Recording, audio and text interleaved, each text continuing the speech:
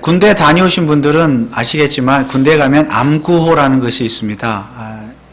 암호, 일종의 암호지요.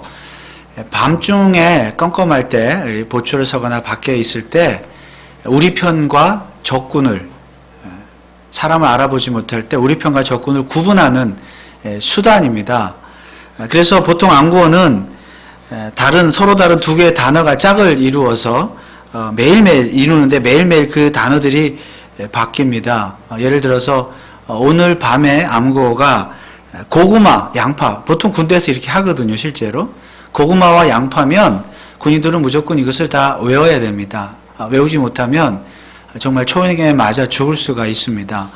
예를 들어서 내가 밖에 보초를 서고 있는데 앞에 뭐가 부시럭거리는 소리가 나면 나는 무조건 고구마 이렇게 외쳐야 돼요. 물론 손들어 움직이면 쏜다 이런 말도 하지만은 어쨌거나 고구마 이렇게 외쳐야 되는데 만약에 상대방이 양파 이렇게 말하면 같은 편이에요. 그런데 양파라고 말하지 않고 무슨 감자 이렇게 말을 한다든가 아무 말도 안 한다든가 예를 들면 나 사단장이야 이렇게 말해도 아무 소용이 없습니다. 암구호를 대지 않으면 고구마 감자를 대지 않으면 아무리 대통령이라 할지라도 나 대통령이야 해도 소용이 없습니다. 총을 쏘게 돼 있어요. 몇 번 이렇게 말한 다음에. 그게 적군일 수 있으니까요. 이것이 이제 암구호라는 것이죠. 그래서 이 암구호는 서로 알고 있어야 되고 상대방이 우리 모두가 다 알고 있어야 우리 같은 편이라는 것을 알 수가 있는 것입니다. 이것이 바로 군대의 법입니다. 예수님께도 이와 비슷한 일이 일어났습니다. 예수님께서 제자들과 함께 유월절 만찬을 하신 후에 그 밤에 겟세마네 동산에 기도하러 가셨습니다. 그런데 바로 그 장소에 그 동산에 예수님을 체포하러 적군이 나타났습니다. 당시 유대 지도자들, 대제사장들과 바리새인들이 사람들을 보냈죠. 로마 군인들과 그리고 예루살렘 성전을 관리하는 성전 경찰들, 그들을 이렇게 모아서 특공대를 조직해가지고 예수님을 체포하러 보냈습니다. 물론 이 특공대를 인솔한 책임자는 가룟 유다였습니다. 그런데 이제 문제는 암구호였습니다. 암구호를 먼저 말한 쪽은 예수님이었습니다. 오늘 성경에 보니까 너희가 누구를 찾느냐? 너희가 누구를 찾느냐? 물론 예수님께서는 그 특공대가 누구인지 그리고 그 밤에 왜 거기를 왔는지 몰라서 질문하신 것이 아닙니다. 예수님은 그들이 누구이며 거기에 목적을 다 알고 계셨습니다. 4절에 보니까 예수께서 그 당할 일을 다 아시고 나아가 가라사대 너희가 누구를 찾느냐. 예수님은 하나님의 아들이시기 때문에 당할 일을 다 알고 계셨던 것이죠. 자, 이렇게 예수님께서 아무튼 먼저 말씀을 하셨을 때 이 특공대는 이렇게 대답을 했습니다. 5절에 보니까 대답하되 나사렛 예수라 하거늘. 그러자 예수님은 또 이렇게 대답하셨습니다. 가라사대 네로라 하시니라. 내가 나사렛 예수다. 이러한 질문과 대답들은 일종의 암구호였습니다. 그런데 이 암구호들은 서로 다 짝이 맞는 질문과 대답들이었습니다. 너희가 누구를 찾느냐? 나사렛 예수를 찾는다. 내가 바로 나사렛 예수다. 질문과 대답이 틀린 질문도 없고 틀린 답도 없습니다. 암구호가 서로 짝이 다 맞았어요.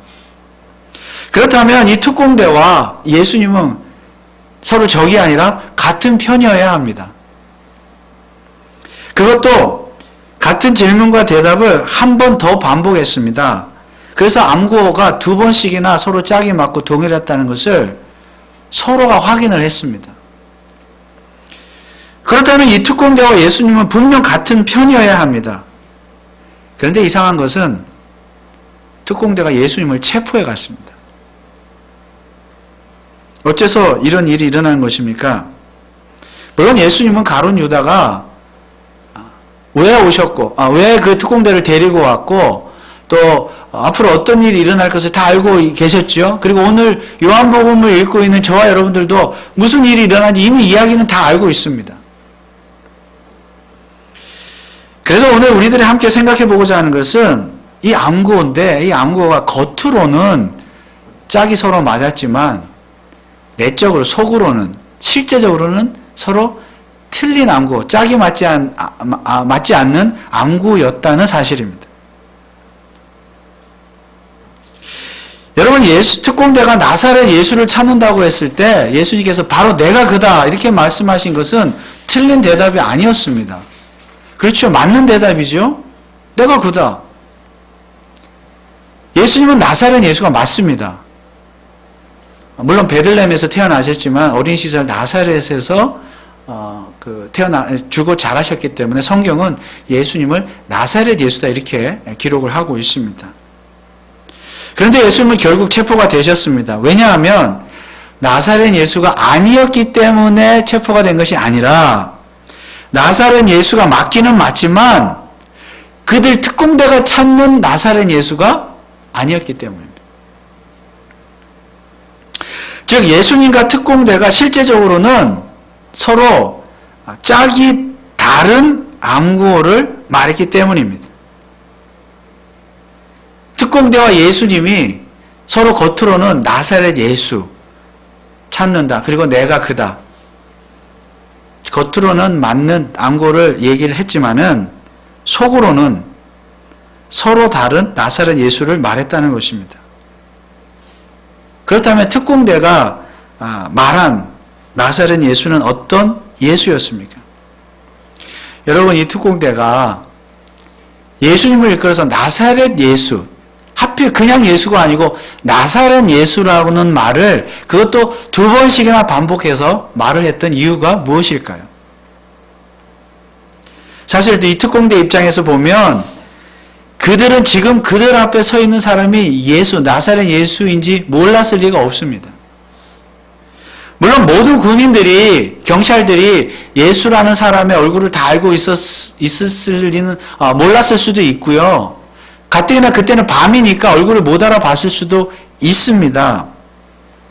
그러나 예수님께서 너희가 누구를 찾느냐라고 질문하실 때 그들이 예수님을 못 알아봤을 리가 없습니다. 아니, 예수님께서 그런 질문을 하시기도 전에 이 특공대는 예수를 알아봤을 것입니다. 왜냐하면 이 특공대의 인솔자가 누구라고요? 가룟 유다이기 때문입니다. 가룟 유다는 평소에 여기 오늘 본문에 보니까 이 장소는, 기도하는 장소는 평소에 제자들이 예수님이 제자들과 함께 종종 가셨던 장소라고 그랬지요. 가룟 유다도 예수님과 함께 여러 차례 와봤던 장소이고 예수님이 이곳에 올 줄 미리 알고 있었기 때문에 가룟 유다는 예수님을 알아봤다는 것이죠. 몰랐을 리가 없어요. 특별히 예수님이 너희가 나를 누구냐 질문했을 때 그 목소리만 들어도 예수님인 줄 알았을 것입니다. 게다가 다른 복음서에 보면 이 가룟 유다가요, 이 특공대를 데리고 오기 전에 군인들과 경찰들과 미리 어떤 신호를 짰습니다. 어떤 신호를 짰어요? 가룟 유다가 내가 가서 키스하는 그 사람이 예수다. 그를 잡으러 이렇게 짰거든요. 오늘 요한복음의 본문에는 이 가룟 유다가 키스한 장면은 나오지 않습니다만은 다른 복음서에 보면 이제 그렇게 나오죠. 아마도 예수님께서 너희가 누구를 찾느냐라고 질문했을 때에 가룟 유다가 앞에 나가서 예수님께 아마 키스했을 것입니다. 그렇다면 이 특공대가 자신들이 체포해야 될 사람이 저 사람이 바로 나사렛 예수라는 것을 몰랐을 리가 없었다는 것입니다. 그럼에도 불구하고 그들은 나사렛 예수를 찾는다고 굳이 2번씩이나 말을 했습니다. 이것은 그들이 예수를 못 알아봐서가 아닙니다. 오히려 이것은 예수님에 대한 아주 모욕적인 호칭이었습니다. 물론 예수님이 나사렛 예수인 것은 맞지만은 예수님의 신성, 즉 하나님의 아들이시라고 하는 그 신성을 부인하는, 믿지 않는, 조롱하는 그런 말투였습니다.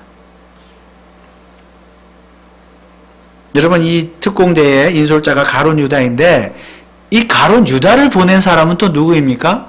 유대 지도자들이죠. 대제사장들, 서기관들. 그 유대 지도자들은 예수를 너무 미워했어요. 어떻게 하든지 예수를 잡아 죽이려고 했습니다. 기회만 노리고 있어요. 왜 그렇습니까? 신성 모독을 죄를 저질렀다는 것이죠. 어떤 신성 모독죄입니까? 감히 자기가 하나님의 아들이라고 말한다는 거죠. 그래서 하나님의 이름을 욕되게 했다는 것입니다. 그래서 그들은 어떻게든 예수를 잡아 죽이려고 기회만 노리고 있었는데 기회가 왔습니다. 예수님의 제자였던 가룟 유다가 그들을 찾아와가지고 예수님에 대해 아주 고급 정보를 제공했습니다. 어떻게 하면 예수를 잡을 수 있다. 당시는 유월절이었기 때문에 예루살렘에 사람들이 엄청 많이 모였어요. 역사의 기록에 의하면 디아스포라라고 그러죠. 아주 먼 나라에서부터 모여든 사람이 그때 당시에 약 270만 명 정도. 사람이 엄청 많기 때문에 그때는 예수를 잡을 수가 없어요. 밀란이 일어날 수도 있으니까. 그런데 유다가 고급 정보를 제공하죠. 유다는 예수님의 제자니까 예수님의 그 일거수일투족 다 알고 있었죠. 예수가 언제 무슨 일을 한 후에 산에 갈 것이다. 한밤중에. 이런 장소와 시간에 대한 고급 정보를 가룟 유다가 지도자들에게 제공을 했던 것입니다. 그래서 대제사장들과 바리새인들은 미리 시간 계산을 다 한 후에 그렇게 특공대를 조직해서 바로 예수를 체포하라고 보낸 것이죠. 가룟 유다와 함께. 이때 유대 지도자들은 특공대에게 분명히 이렇게 말했을 것입니다. 나사렛 예수를 잡아오라. 나사렛 예수를 잡아오라. 그러면 그들이 말하는 이 나사렛 예수라는 말에는 어떤 의미가 들어 있을까요? 이름도 없고 족보도 없는 조그마한 시골 마을 나사렛에서 목수의 아들로 태어난 촌놈 주제에 자칭 하나님의 아들이라고 주장하는 떠들고 다니는 그 미치광이 예수를 잡아오라. 그 나사렛 예수를 잡아오라. 이것이 바로 그들이 말하는 나사렛 예수의 의미였습니다. 한마디로 예수가 하나님의 아들이라는 것을 믿지 않는다는 것입니다. 단지 믿지 않는 정도가 아니라 완전히 미치광이로 취급하면서 예수를 모욕하는 것입니다. 비웃는 것이죠. 나사렛 예수라는 말은. 그래서 이 나사렛 예수라는 말은 겉으로 보면 말 자체만 놓고 보면 맞는 말입니다. 예수님도 바로 내가 나사렛 예수라고 말씀하셨잖아요. 이처럼 겉으로만 보면 이 암구어가 서로 일치하는 맞는 암구였지만은 문제는 그 암구어가 실제적으로 내적으로는 틀린 완전히 다른 암구어였다는 사실입니다. 특공대나 가룟 유다 그리고 그들을 보낸 유대 지도자들에게 있어서 나사렛 예수는 완전히 촌놈, 자칭 하나님의 아들이라고 하는 하나님 아들을 사칭하고 돌아다니는 미치광이 예수에 불과했습니다. 자, 그러나 예수님께서 말씀하신 내가 바로 나사렛 예수다. 내가 바로 그로라라고 말씀하셨을 때 예수님께서 말씀하신 나사렛 예수의 의미는 무엇입니까? 예수님께서는 이러한 질문에 대해서 스스로 또 이렇게 대답을 하셨습니다. 오늘 9절 말씀에 보면 이는 아버지께서 내게 주신 자 중에서 하나도 잃지 아니하였사옵나이다 하신 말씀을 응하게 하려 함이러라. 예수님의 말씀은 이 말씀은 곧 이런 뜻입니다. 너희가 믿거나 말거나 나는 하나님의 아들이 맞다. 내가 나사렛 예수이지만 나는 하나님의 아들로서 태어났다. 그러나 내가 하나님의 아들임에도 불구하고 이 땅에 인간으로 온 이유가 있다. 그것은 바로 하나님 아버지께서 내게 주신 자들을 하나도 잃어버리지 않고 구원하기 위함이다. 이제 나는 그 일을 위해서 곧 십자가에서 죽을 것이다. 그러니 당장 나를 체포하라. 이런 뜻입니다. 이를 통해 예수님의 죽음은 수동적인 죽음이 아니라 하나님의 뜻에 따라 기꺼이 당당하게 죽으시는 적극적인 능동적인 죽음이었음을 우리가 알 수가 있습니다.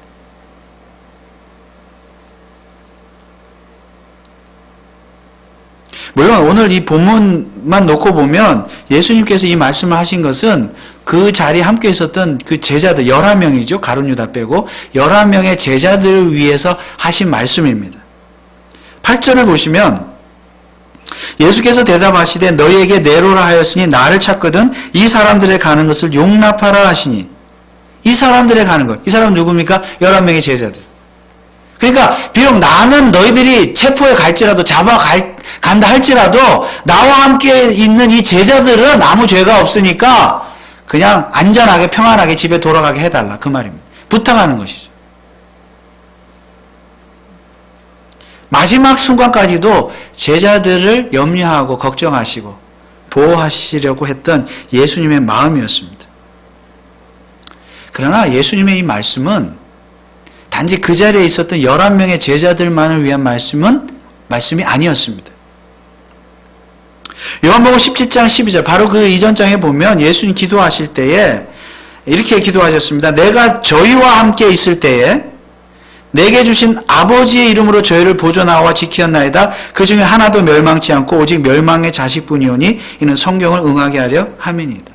예수님께서 이 땅에 계시는 동안에 3년 동안 공생의 사역을 하시는 동안에 예수님께서 구원하시려고 했던 그 모든 사람들, 아버지께서 아들에게 주신 자들, 그 자들 하나도 남김없이 다 구원하셨다는 말씀입니다. 예수님 제자들 뿐만이 아니라 아버지께 주신 모든 자들. 그러나 더 나아가서는 이 말씀은 이 세상 끝날까지라도 아버지께서 아들에게 주신 자를 내가 하나도 남김없이 잃지 않고 다 구원하시겠다는 예수님의 말씀인 줄 믿으시기 바랍니다. 여러분, 예수님께서 요한복음 17장 마지막 고별 기도하실 때에 누구를 위해 기도하셨습니까? 세 부류를 놓고 기도하셨어요. 첫째는 예수님 자기 자신을 위해서 기도하셨고, 둘째는 그 11명의 제자들을 위해서 기도하셨지만, 마지막 세 번째는 누구를 위해 기도하셨습니까? 요한복음 17장 20절에 보면 내가 비옵는 것은 이 사람들만 위함이 아니요 또 저희 말을 인하여 나를 믿는 사람들도 위함이니.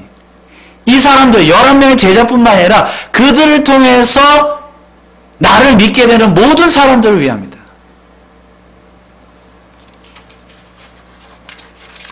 여기에서 말하는 저희 말을 인하여 나를 믿는 사람들, 이 사람들은 이 세상 끝날까지 예수님께서 구원하실 모든 사람들을 일컫는 말씀입니다. 이 세상 끝날까지 모든 사람들. 물론 여기에 말한 이 사람들 가운데는 오늘 21세기를 살고 있는 저와 여러분들도 포함되는 줄 믿습니다.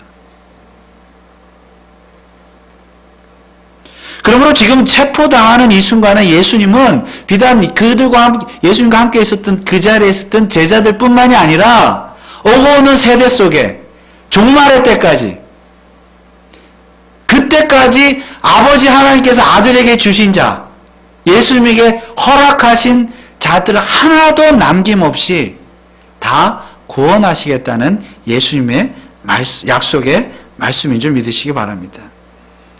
이것이 바로 오늘 본문에서 예수님께서 자기 스스로에게 대해서 나사렛 예수에 대해서 말씀하신 말씀의 의미입니다.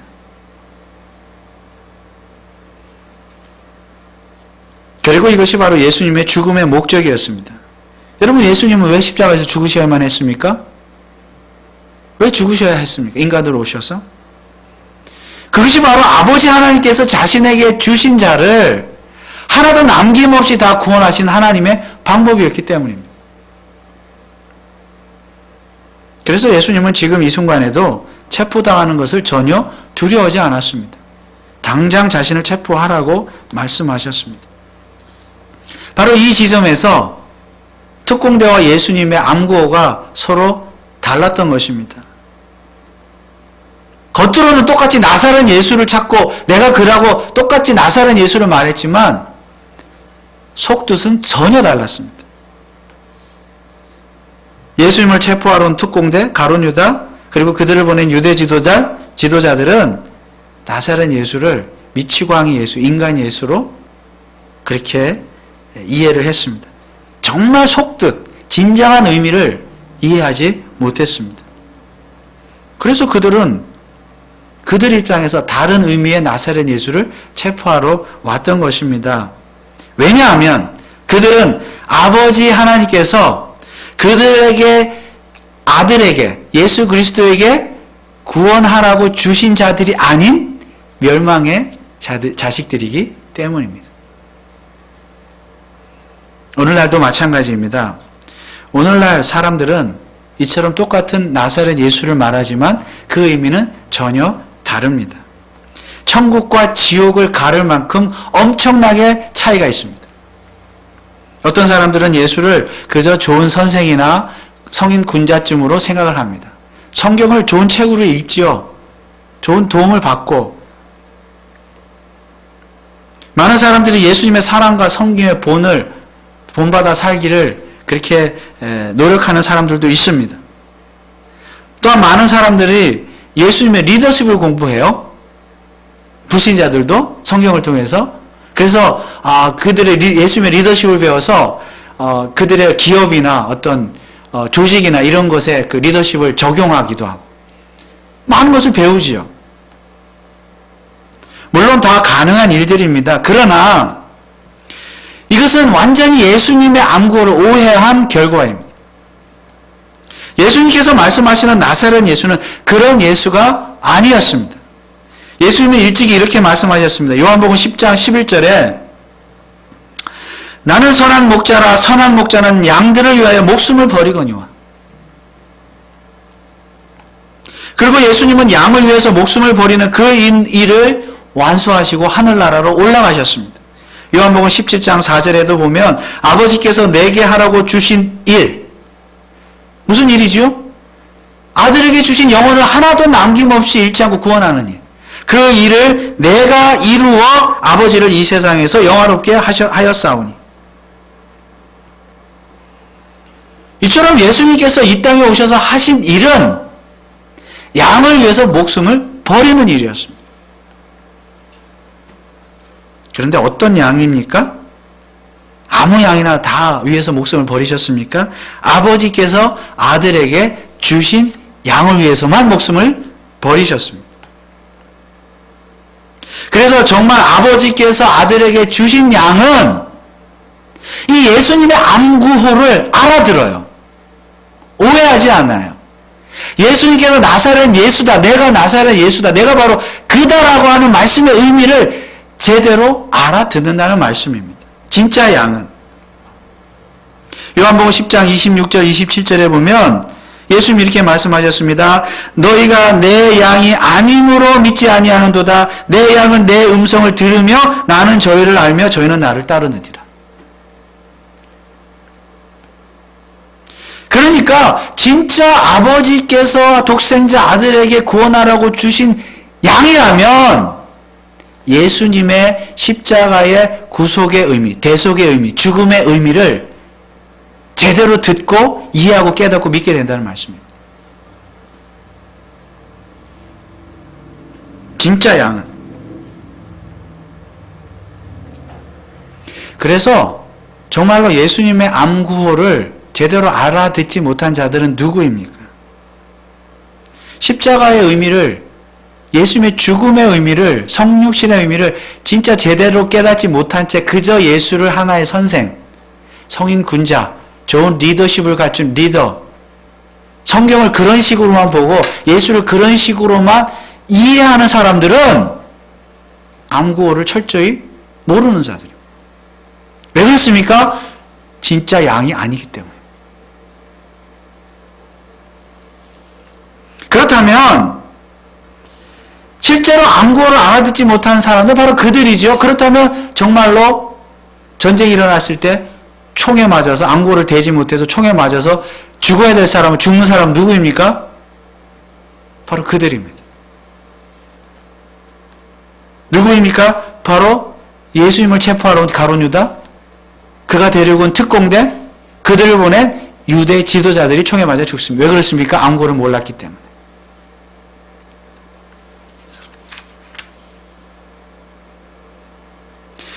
사실은 오늘 본문에 보면 예수님이 잡혀가잖아요. 체포되면 죽으시잖아요. 그러나 성경은 최후의 결과는 정반대로 말씀하고 있습니다. 예수님이 죽으시고 부활하셨잖아요. 예수님이 암고가 맞았다는 거죠.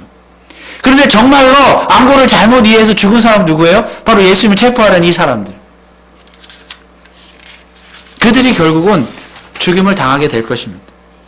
요한복음 19장 10절에서 11절 말씀에 이런 말씀이 있습니다. 빌라도가 가로되 내게 말하지 아니하느냐 내가 너를 놓을 권세도 있고 십자가에 못 박을 권세도 있는 줄 알지 못하느냐. 예수께서 대답하시되 위에서 주지 아니하셨다면 나를 해할 권세가 없었으리라. 그러므로 나를 내게 넘겨준 자의 죄는 더 크니라. 무슨 말씀인가 하면 예수님이 빌라도 총독 앞에서 지금 신문을 받고 있는 중인데 빌라도가 내가 너를 죽일 수도 있다. 예수님 말씀 뭐예요? 너희 죄가 크다. 그리고 나를 너에게 넘겨준 사람들의 죄가 더 크다. 암고를 잘못 이해한 사람들의 죄가 더 크다는 것입니다. 그리고 그들을 누가 심판하신다는 거예요? 바로 그 독생자를 예수 그리스도께서 장차 재림하실 때에 재판장이 되셔서 그들을 하나님의 권세로 오히려 그들을 심판하고 죽이실 것이라는 예수님의 무서운 아주 무서운 엄중한 말씀입니다. 결국 누가 죽습니까? 암고를 잘못 이해한 사람이 죽는 것입니다.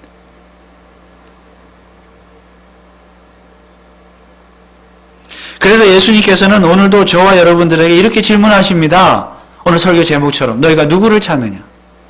여러분 어떤 예수를 찾으십니까? 어떤 예수를 믿으십니까? 성경을 통해서. 우리를 위해서 목숨까지도 내어주신 참 목자 되시는 바로 그 나사렛 예수를 성경을 통해서 찾으시고 만나시길 주님의 이름을 축원을 드립니다. 바로 거기에 영생이 있고 구원이 있는 줄 믿습니다. 요한복음 17장 3절에 영생은 곧 유일하신 참 하나님과 그의 보내신 자 곧 예수 그리스도를 아는 것이니라. 이것이 암구호를 제대로 아는 것이에요. 물론 오늘 저와 여러분들은 이 암구호를 제대로 알아서 이미 다 영생을 얻은 자들인 줄 믿습니다. 자, 그렇다면 이제 우리는 어떻게 살아야 합니까? 여전히 우리는 양으로서 우리의 참 목자 되시는 예수님의 음성을 들으며 순종하며 살아야 합니다. 오늘 요한복음 18장 1절은 이렇게 시작하고 있습니다. 예수께서 이 말씀을 하시고 제자들과 함께 기드론 시내 저편으로 나가시니 거기 동산이 있는데 제자들과 함께 들어가시다. 예수께서 이 말씀을 하시고 이 말씀은 어떤 말씀이에요? 바로 이전의 말씀, 요한복음 17장 말씀이에요. 더 나아가서는 요한복음 13장에서 17장까지 하신 예수님의 고별 강화와 고별 기도의 말씀입니다. 물론 더 나아가서는 요한복음 전체이고 더 나아가서는 신구약 성경 전체가 예수님의 말씀인 줄 믿습니다. 그러니까 결국은 우리가 어떻게 살아야 합니까? 이 말씀을 마치시고 예수님이 잡혀가서 죽으셨잖아요. 우리는 말씀을 들어야 되는 것이죠. 예수님이 죽기 전에 하셨던 말씀. 그래서 우리는 요한복음을 또 다시 읽어야 되는 거예요. 읽고 또 읽어야 돼. 우리가 다 읽을 수는 없지만은 그렇다면 바로 이전 장 한 장만 거슬러 올라가서 우리는 어떻게 살아야 되느냐? 요한복음 17장 중에서 그 17장에도 예수님 많은 말씀들을 하셨지만은 17장에서 두 가지 말씀만을 우리가 이렇게 뽑을 수 있다고 한다면 바로 사랑과 전도입니다. 요한복음 17장 21절에서 예수님이 이렇게 말씀하셨습니다. 아버지께서 내 안에 내가 아버지 안에 있는 것 같이 저희도 다 하나가 되어 우리 안에 있게 하사 세상으로 아버지께서 나를 보내신 것을 믿게 하옵소서. 저희도 다 하나가 되어 그리고 세상으로 내가 아버지인 것을 믿게 하옵소서. 아버지께서 나를 보낸 것을 믿게 하옵소서. 이처럼 우리는 어떻게 살아야 합니까? 첫째, 사랑해야 하며 둘째, 세상으로 하여금 예수 그리스도를 하나님을 알게 해야 합니다. 전도해야 합니다. 물론 세상으로 하여금 예수 그리스도를 알게 하는 이 일도 사랑을 통해서 우리의 섬김을 통해서 할 수가 있는 것이죠. 직접 복음을 전하는 것 외에. 이것을 우리 교회에 적용을 해본다면 교회는 내적으로 내적으로는 성도가 서로 사랑해야 하고, 외적으로는 예수 그리스도의 복음을 증거하고 세상으로 하여금 하나님을 알도록 해야 하는 것입니다. 이것이 바로 교회의 사명입니다. 사실 오늘 본문에 보면 예수님께서 제자들을 안전하게 집으로 보내달라고 부탁을 특공되게 했다고 그랬죠. 사실은 다른 복음서에 보면요, 요한복음은 그래도 요한이 아주 신사적으로 좀 기록을 한 것 같아요. 다른 복음서에 보면요, 사실은 예수님 이런 부탁도 하기 전에 제자들 다 도망갔어요.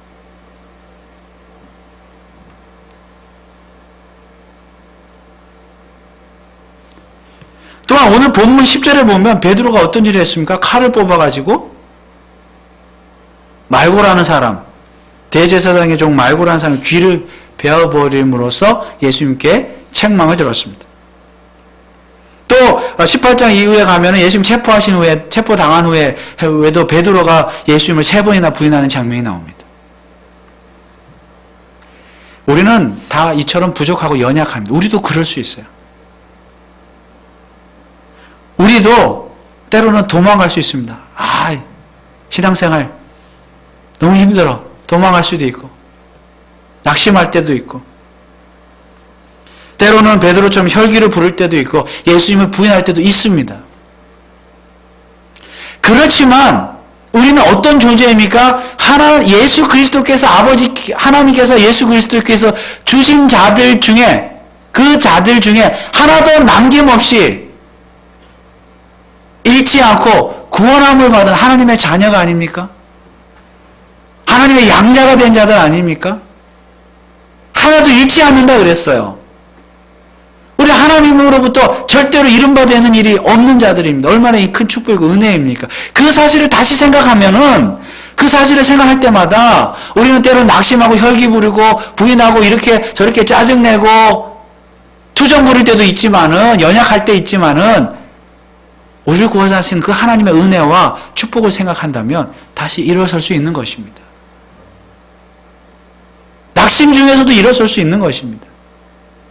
교회가 때로는 낙심하고 여러 가지 시험이 있고 힘들고 환란이 있다 할지라도 결국은 우리를 구원하신 예수 그리스도의 사랑, 그 하나님의 은혜를 생각하면 다시 일어설 수 있습니다. 하나님의 은혜를 주십니다. 서로 사랑할 수 있습니다. 복음을 전할 수 있습니다. 교회는 승리할 수 있습니다. 결국 우리가 돌아가야 될 자리는 뭐예요? 결국 복음이에요. 결국 예수 그리스도의 복음이고 결국 하나님의 말씀입니다. 세상 끝날까지 내가 항상 너희와 함께 있겠다 예수님 말씀하셨잖아요.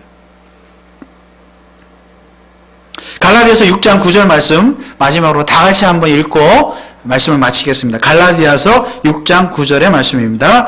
시작. 우리가 선을 행하되 낙심하지 말지니 피곤하지 아니하면 때가 이름에 거두리라. 참 나세렛 예수에 대한 그 암구호를 정확하게 이해하고 믿고 따르는 자들은 낙심하지 않습니다. 피곤하지 않습니다. 때가 이르면 거두게 될 것입니다. 그러므로 오늘 저와 여러분들이 우리 교회가 낙심하지 않고 더욱더 사랑하고 서로 사랑하고 더욱더 주의 복음을 이 지역사회에 땅끝까지 증거함으로 말미암아 정말 하나님으로부터 축복을 받는, 큰 은혜를 받는, 칭찬을 받는 그런 교회와 성도들 다 되시기를 주님의 이름으로 축원을 드립니다. 기도하겠습니다.